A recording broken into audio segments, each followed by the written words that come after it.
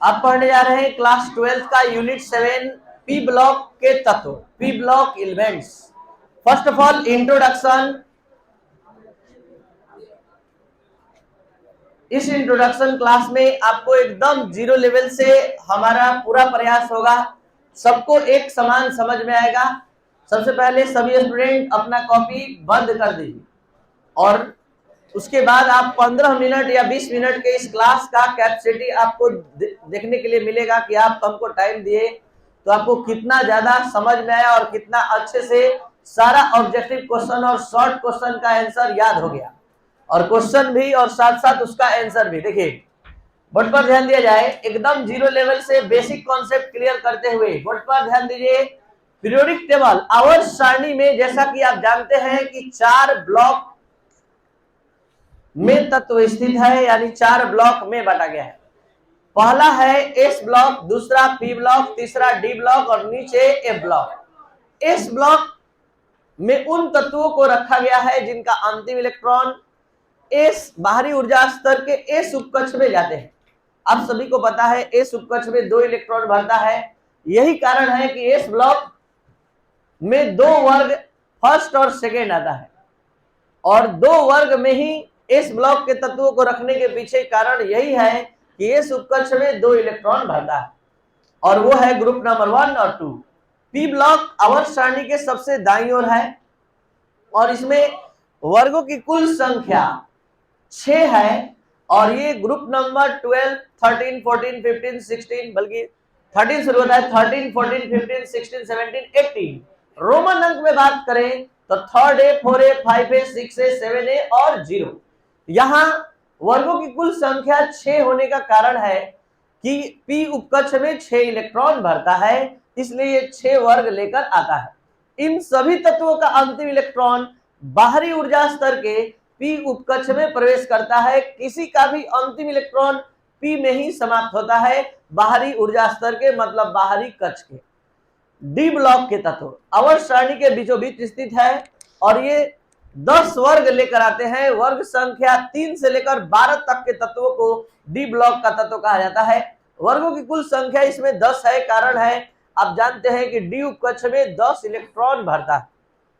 ये short question के रूप में आपके बोर्ड एग्जाम में आ भी चुका है कि डी ब्लॉक में 10 वर्ग क्यों स्थित है, क्योंकि डी ब्लॉक में वही एलिमेंट है जिनका अंतिम इलेक्ट्रॉन डी उपकक्ष में जाता है और डी उपकक्ष में 10 इलेक्ट्रॉन भरता है।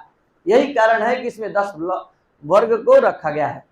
और उसके बाद ए ब्लॉक को आवर्त सारणी के नीचे 2 क्षैतिज पंक्तियों के रूप में रखा गया है, जिसमें 14 एलिमेंट का 2 सीरीज है। एक का नाम है लेंथेनाइड और एक का नाम एक्टिनाइड। इसमें भी 14 तत्व इस बात का प्रमाण है कि एफ उपकक्ष में 14 इलेक्ट्रॉन भरता है, इसलिए 14 एलिमेंट का ही सीरीज लेकर आता है। ये था एक इंट्रोडक्शन, एक बेसिक जानकारी। हम पढ़ने जा रहे हैं पी ब्लॉक एलिमेंट, तो अब हम लोग का पूरा ध्यान केवल पी ब्लॉक पर रहेगा और पी ब्लॉक के तत्वों पर।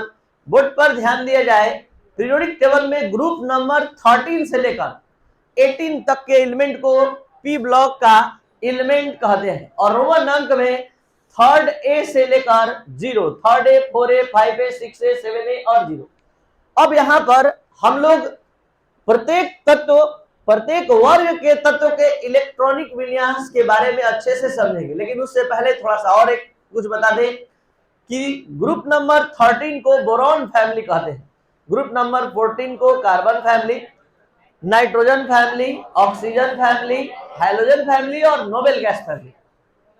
यहां पर आपको बता दें कि बोरॉन फैमिली यानी बोरॉन का केवल अगर इलेक्ट्रॉनिक विन्यास पर आपसे बात करें कि बोरॉन का इलेक्ट्रॉनिक कॉन्फ़िगरेशन का अध्ययन किया जाए तो यहां बोरॉन का 5 और 5 के अनुसार configuration 1s2, 2s2, 2p1। Board पर ध्यान दीजिए, किसी के अन्य के बात पर नहीं, बोर्ड पर ध्यान दीजिए। क्या कॉन्सेप्ट बताकर निकल जाएंगे फिर आपको दिक्कत होगा। ये 2p1 बोरॉन का, बोरॉन से तुरंत आगे बढ़े तो सिर्फ यहीं पर परिवर्तन आएगा, 2p2 हो जाएगा। यहां नाइट्रोजन के पास जाएंगे तो 2p3 हो जाएगा, यहां ऑक्सीजन के पास 2p4, 2p5 और लास्ट में यहां 2p6, इस नियॉन का 2p6 हो जाएगा। तो ध्यान दीजिए, बोरोन से जैसे जैसे नियोन की ओर गए तो 2p1, 2p2, 2p3, 2p4, 2p5, 2p6, उसके नीचे वाले अगर हम पीरियड के एलिमेंट का बात करें एल्युमिनियम का, तो यहाँ आएगा 2p1 के बदले में यहाँ आएगा 3p1, 3p2, 3p3, अंत में 3p6 मिलेगा। यहाँ पर 4p1, 4p2 होते हुए 4p6 मिलेगा। मतलब हम आपको समझाना चाहते हैं कि यहाँ पर जो भी एलिमेंट प्रेजेंट है ग्रुप नंबर 13 में, इसका सामान्य इलेक्ट्रॉनिक विन्यास NH2NP1 है। यहाँ पर जो भी है इसका सामान्य इलेक्ट्रॉनिक विन्यास NH2NP2 है। यहाँ NP3 मिलेगा, यहाँ NP4 मिलेगा, यहाँ NP5 मिलेगा और यहाँ NP6 मिलेगा। एक बार में हम इस पूरे पी ब्लॉक के तत्वों का बात कर दे तो पूरे पी ब्लॉक के तत्वों का सामान्य इलेक्ट्रॉनिक विन्यास NH1 से शुरू होता है, NH2 NP1 से शुरू होता है और 6 तक जाता है। तो ये है पी ब्लॉक के तत्वों का, सभी तत्वों का सामान्य इलेक्ट्रॉनिक विन्यास। कहां से इलेक्ट्रॉनिक विन्यास आया आपके सामने निकाले, ये NP1, NP2, NP3, NP4, NP5, NP6। तो पूरे पी ब्लॉक के तत्वों का सामान्य इलेक्ट्रॉनिक विन्यास NH2NP1 to 6 होता है। अब हम आपको बता दें कि आपके सिलेबस के अकॉर्डिंग इस पी ब्लॉक को कैसे कैसे क्लासिफाइड किया गया है, वर्गीकृत किया गया है आपके पढ़ाई के लिए। तो क्लास 11th में ग्रुप नंबर 13 और 14 को पढ़ना है और क्लास 12th में group number 5A, 6A, 7A या 15, 16, 17 और 18 इसको पढ़ना है क्लास 12th में। तो शुरू होता है आपका आज से क्लास 12th का P block element nitrogen family से। तो अब आपका पूरा ध्यान नाइट्रोजन फैमिली पर रहेगा, उसके जस्ट बाद आप ऑक्सीजन फैमिली, हाइड्रोजन फैमिली और तब नोबेल गैस। तो ये है 12th क्लास के पी ब्लॉक के ग्रुप का क्लासिफिकेशन। अब बात करते हैं सिर्फ और सिर्फ नाइट्रोजन परिवार का। स्टार्ट करने से पहले इसका भी इंट्रोडक्शन, परिचय। नाइट्रोजन फैमिली, नाइट्रोजन परिवार 5 तत्वों का सदस्य परिवार है और ये 5 तत्व मुख्यतः है से आप एक और देख रहे हैं नीचे UUP। आप पहले इसको याद कर लीजिए और तुरंत हम याद करवा दे रहे हैं 1 मिनट में सबको। Nitrogen, phosphorus, S, SB, bismuth को आप याद रखेंगे कोडवर्ड से। न्यूजीलैंड, पाकिस्तान, ऑस्ट्रेलिया सब बिके किस चीज में, मैच फिक्सिंग में।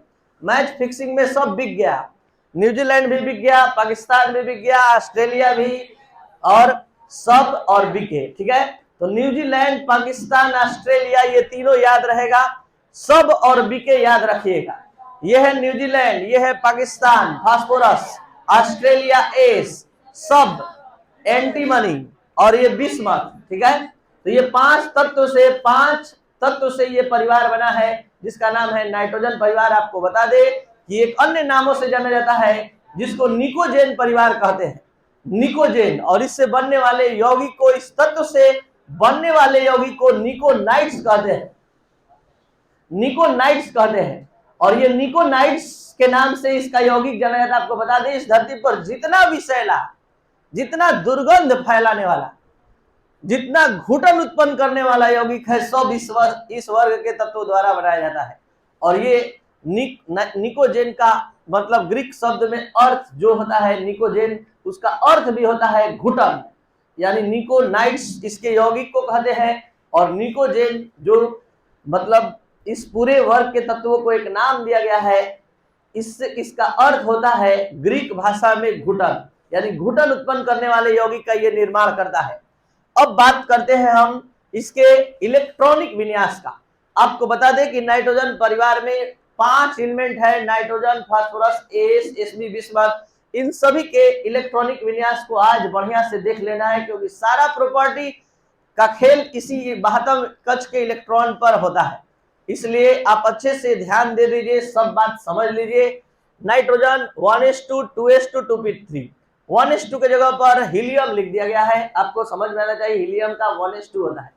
तो यहाँ पर 2s2, 2p3, यहाँ लास्ट में आ रहा है 3s2, 3p3, आर्सेनिक इसमें 4s2, 4p3, antimony 5s2, 5p3, और यहाँ बिस्मथ में भी 6s2 6p3। सबके बाह्यतम कक्ष के विन्यास पर अपना नजर बनाइए और जल्दी से बताइए इन सभी का बाह्यतम इलेक्ट्रॉनिक विन्यास NH2np3, जिससे एक ऑब्जेक्टिव क्वेश्चन आपको याद होना चाहिए कि नाइट्रोजन परिवार के सभी सदस्यों के बाह्यतम कक्ष में कितना इलेक्ट्रॉन होता है? 5, और इसकी संयोजकता 3 होती है। संयोजकता कितनी होती है? 3, यानी 8 में से 5 घटाने पर आप इसकी संयोजकता निकालते हैं। तो कहने का मतलब यह है कि, और एक चीज और, यहाँ पर NH2np3 को अगर आप फिलअप करें, यानी कि इस तरह से ऑर्बिटल में भरें, तो आप देख सकते हैं कि इसमें 2 का जोड़ा लगा हुआ है, ठीक है, और 3 अनपेयर्ड इलेक्ट्रॉन के रूप में, अयुग्म इलेक्ट्रॉन के रूप में स्थित होता है। तो नाइट्रोजन परिवार के बाह्यतम कक्ष में कितने अयुग्म इलेक्ट्रॉन होते हैं? 3, ठीक है, 3 अयुग्म इलेक्ट्रॉन होते हैं। यही तीनों जल्दी जल्दी बॉन्ड का फॉर्मेशन कभी कभी करता है काफी शीघ्रता से। आगे बात करते हैं हम इसके शुरू से। अब नाइट्रोजन परिवार के इंट्रोडक्शन से फिर से स्टार्ट करते हैं। नाइट्रोजन आवर्त सारणी के वर्ग संख्या 15 और 5A में रखा गया है, जो आप देख चुके हैं। इसमें 5 तत्व है, nitrogen, phosphorus, S, Sb, bismuth. अब बात करते हैं, नाइट्रोजन को निकोजेन भी कहा जाता है और इसके यौगिक को निकोनाइट्स, जो आपको याद हो गया, और इसका अर्थ क्या होता है? घुटन। अब बात करते हैं उसके बाद इसके इलेक्ट्रॉनिक विन्यास का, जिसका सर्वेक्षण हम लोग कर चुके हैं, देख चुके हैं कि इन सभी का बाह्यतम विन्यास NH2np3 होता है। मतलब बाह्यतम कक्ष में कुल कितने इलेक्ट्रॉन होते हैं? 5। भौतिक अवस्था प्रारंभ होने जा रहा है। भौतिक गुण, भौतिक गुण नाइट्रोजन फैमिली का फिजिकल प्रॉपर्टी स्टार्ट होने जा रहा है, और उसमें भी भौतिक गुण, भौतिक अवस्था स्टार्ट होने जा रहा है कि कौन कौन से भौतिक अवस्था में पाया जाता है। 5 तत्व है, nitrogen, phosphorus, S, Sb, bismuth. तो इसमें एक अकेला नाइट्रोजन केवल गैसीय अवस्था में पाया जाता है, बाकी सब ठोस अवस्था में पाया जाता है। तो याद रखिएगा कि nitrogen, phosphorus, S, Sb, bismuth में कौन गैसीय अवस्था में पाया जाता है। एग्जाम में क्वेश्चन आ सकता है कि निम्नलिखित में से कौन गैसीय अवस्था में पाया जाता है? ऑप्शन: फास्फोरस, एस, Sb, इनमें से कोई नहीं। तो सही जवाब है इनमें से कोई नहीं। तो आप ध्यान से ऑप्शन के मुताबिक चलेंगे, ठीक है। इसके बाद निम्नलिखित में से कौन ठोस अवस्था में विद्यमान होता है? फास्फोरस, एस, Sb, सभी। तो सभी ऑप्शन पर टिक तभी मारते हैं जब नॉलेज भी सभी होता है, यानी हर तरह का नॉलेज आप में भरा पड़ा है, टोटल नॉलेज है, तब आप सभी नॉलेज पर टिक मार करते हैं। आधा नॉलेज रहता है तो आप नाइट्रोजन, फास्फोरस टिक मार करके निकल जाएंगे, एस टिक मार करके निकल जाएंगे, जब आप जानते हैं कि केवल एक अकेला नाइट्रोजन गैसीय अवस्था में पाया जाता है, बाकी सब ठोस अवस्था में पाया जाता है।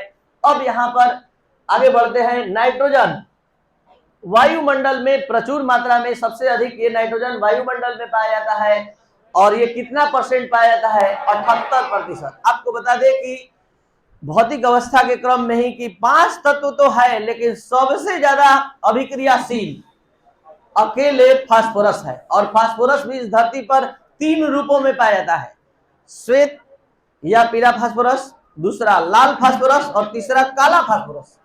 White phosphorus, red phosphorus, black phosphorus. White को ही येलो बोलते हैं। इस तीनों में भी सबसे अधिक अभिक्रियाशील श्वेत फास्फोरस होता है, पीला फास्फोरस होता है। आपको बता दें कि आप महाभारत रामायण देख कर आए हैं, जहां ऋषि महर्षि ऐसे करते थे, भस्म हो जाओ, तो भस्म हो जाओ, वो कमाल उनके आशीर्वाद का नहीं था, वो कमाल फास्फोरस का था कि फास्फोरस जैसे ही ऑक्सीजन के संपर्क में आता है तुरंत उसमें आग पकड़ लेता है। यही कारण है कि श्वेत या पीला फास्फोरस को पानी में डुबा कर रखा जाता है। जैसे ही ये फास्फोरस आपका मुट्ठी यहाँ खुलता है, ऑक्सीजन से संपर्क आता है, और आप ऐसे फेंकेंगे तो आग लगता हुआ गिरेगा। तो आप उसी को देखते हैं, मतलब सीरियल में या कोई भी चीज में, तो वो सारा कमाल फास्फोरस का होता है, फास्फोरस में भी पीला फास्फोरस का। अब बात करते हैं भौतिक अवस्था के बाद परमाणविक त्रिज्या का। आपको बता दें कि हम लोग को 12th क्लास में ग्रुप नंबर 15, 16, 17, 18 पढ़ना है। 15 में सबसे ज्यादा टाइम हम लगाएंगे, सबसे अच्छे से हर एक टॉपिक को 0 लेवल से लेके चलेंगे। अगर 11th क्लास का भी कॉन्सेप्ट है तो सब बताते चलेंगे।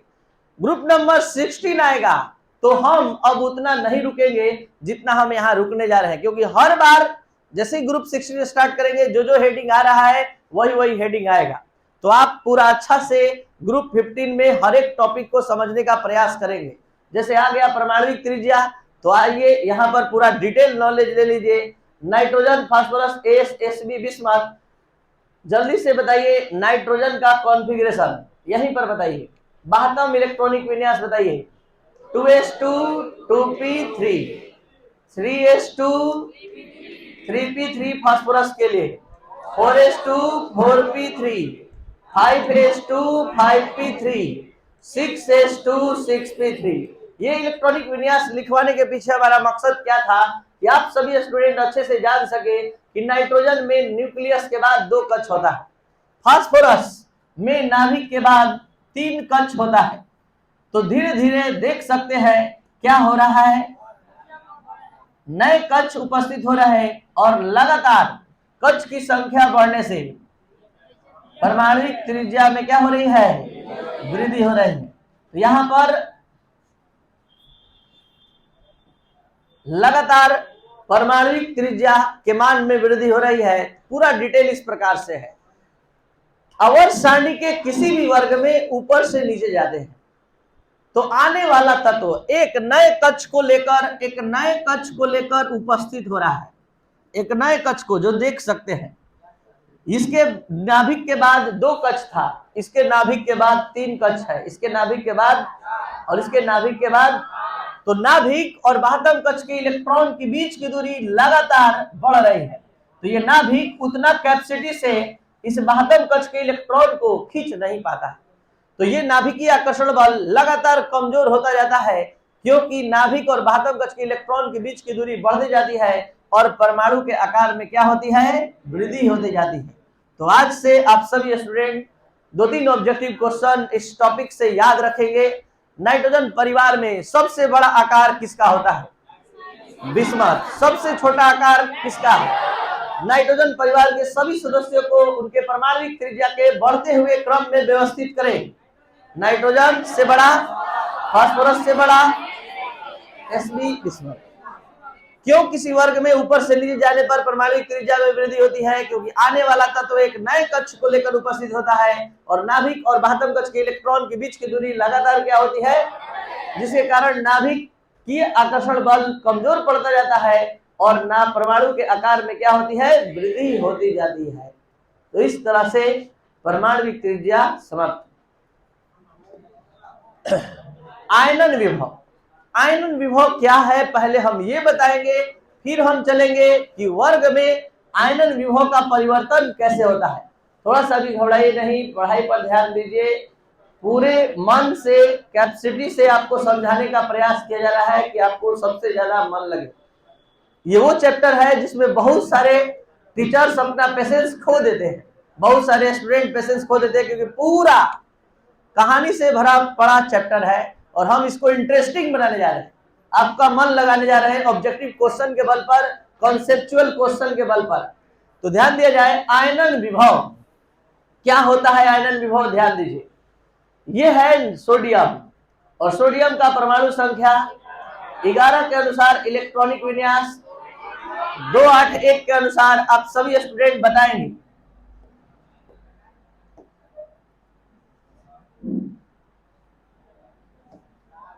ठीक है, चलिए जल्दी जल्दी बताइए कितना इसमें कक्ष उपस्थित है, 3। ये हुआ प्रथम कक्ष, ये हुआ द्वितीय कक्ष, ये हुआ तृतीय। 3 कक्ष हो गया और 3 कक्ष के बाद ये है आपका नाभिक, ये है प्रथम कक्ष, ये द्वितीय कक्ष, ये तृतीय कक्ष। प्रथम कक्ष में कितने इलेक्ट्रॉन हैं, द्वितीय कक्ष में कितने इलेक्ट्रॉन हैं, 8। और तृतीय कक्ष में हर इलेक्ट्रॉन पर ऋण आवेश होता है। तो आयनन विभव क्या होता है आप सभी स्टूडेंट अच्छे समझ ले। चारों ग्रुप में और साथ साथ आने वाले डीएनए ब्लॉक चैप्टर में आयनन विभव का यूज 25 दिन तक होने जा रहा है और हर ग्रुप में और आगे के डीएनए ब्लॉक में। इसलिए आयनन विभव को ऊपर ऊपर मत जाने दीजिए, अच्छे समझ लीजिए, बहुत आसानी से समझ सकते हैं। ये है सोडियम का परमाणु संरचना। हर इलेक्ट्रॉन पर ऋण आवेश है और नाभिक पर 11 धन आवेश है। आपको पता है कि इलेक्ट्रॉन एक निश्चित आकर्षण बल से नाभिक से बंधा होता है।